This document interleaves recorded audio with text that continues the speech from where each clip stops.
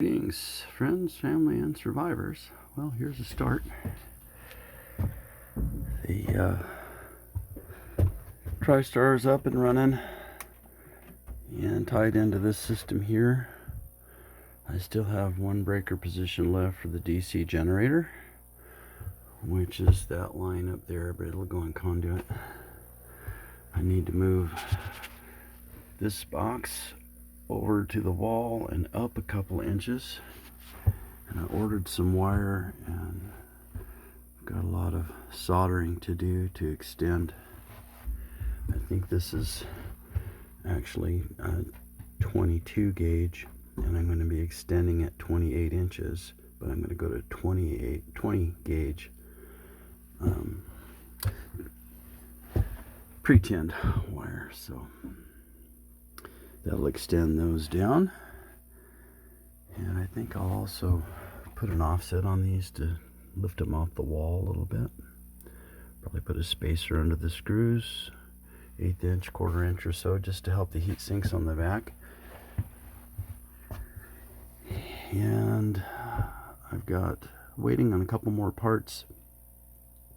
The reservoir for the coolant system, the bolts and washers for the lugging, and the biggest thing is I'm still waiting on the shipment to get here, apparently from overseas. I've got the insulated posts for here. There's one on each side. Both these are negative. This is the negative coming from the battery, and this is the negative coming out of the system going to a common negative bus up here. And all three, ultimately all six, will do those. So I have to have 2 of these 5/16 insulated posts per BMS. And I could have got them here right away at $4 a piece. Is that right? No, they were $7.80 a piece, and I got them for about $3.50 a piece. But it cost me 2 weeks waiting.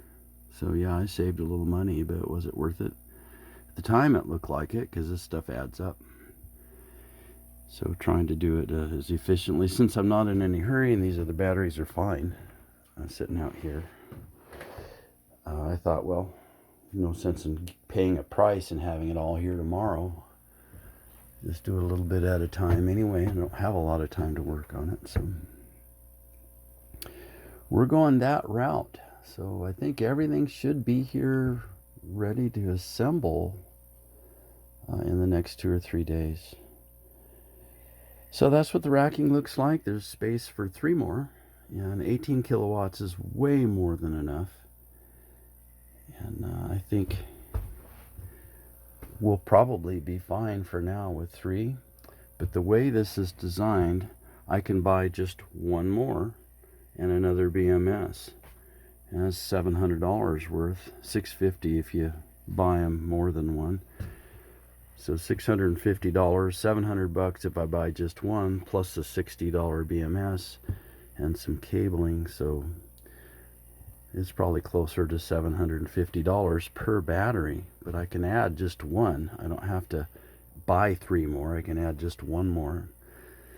As we save our pennies, increase the size of the system. Now, the reason why we went with this particular design rather than the 6S, because the cost per kilowatt is about the same, but the 6S Tesla modules are much more readily available, but they also come at a premium, and that premium is their 6S, which brings the voltage down quite a bit from these.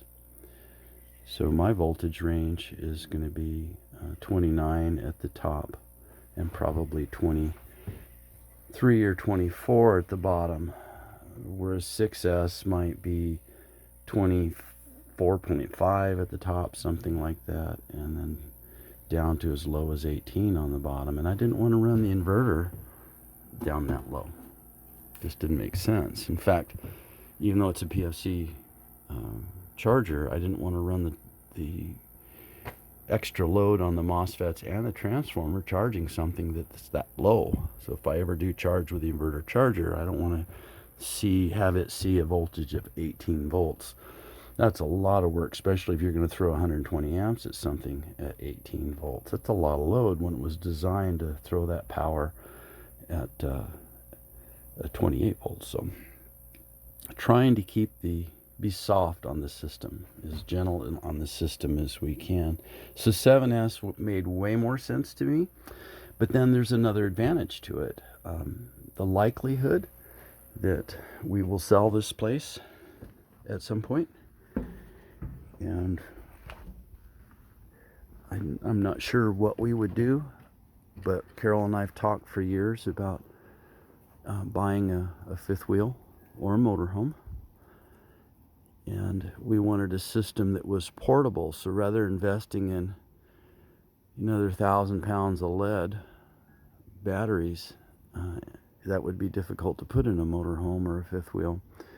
But 18 kilowatts of the Tesla design is very easy to stow away. In fact, you can hang them from the ceiling. You can have a rack that pulls out of your storage compartment, literally hanging from the ceiling of that storage compartment. Just slide it out on a rolling rack. And very lightweight, easy to access, very low maintenance. So if we took all of our solar stuff with us, I'd have 5,000 watts of solar to put on a motorhome, and or obviously take a shed with us. So we've considered some properties over on the east side from here that are affordable. You can still get into a 10 acres in the area I'm talking about. It's inclement weather, but 10 acres you can still get into for $1,000 down and $90 a month. Yep. In fact, I found one home over there that was a 400 square foot cabin on 2.5 acres in the woods with a well and a septic, off grid, $25,000. That sounds pretty exciting. So if we ever did move off the 40 acres and do something, we would definitely go small. I don't think I could. It's possible that we'd build a tiny house, but probably wouldn't. We'd probably get something more mobile than that. So when it's inclement weather, we could just move, go south and visit some folks, and when the weather's bad, and head back up north during the summertime. Kind of like a snowbird lifestyle, but that would be a few years down the road. Right now, we're going to be here probably for another 10. So I wanted to get a solar system that we could take with us, something that would be beneficial for the future. And that may or may not ever happen, but we'll see how it goes. And that was our thinking. All right, have a blessed day.